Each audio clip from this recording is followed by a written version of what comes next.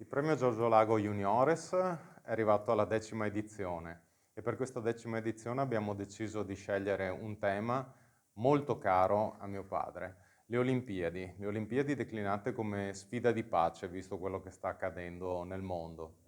Abbiamo scelto questo tema perché può essere molto stimolante, la storia delle Olimpiadi moderne dà spunti infiniti e come diceva sempre mio padre, che ha vissuto le Olimpiadi di persona per 4 edizioni, più molte altre seguite comunque da direttore o da commentatore, le Olimpiadi sono un po' lo specchio del mondo. Ci sono degli atti, dei gesti atletici memorabili, delle storie bellissime e purtroppo anche delle grandi tragedie come quella che lui ha vissuto a Monaco nel 72, oppure anche grandi influenze politiche come quelle dei boicottaggi degli Stati Uniti nel 1980 in Unione Sovietica. Lui le ha vissute di persona, abbiamo moltissimi articoli scritti da lui e moltissimi altri spunti per i ragazzi. Io credo sia veramente quest'anno un tema molto molto stimolante.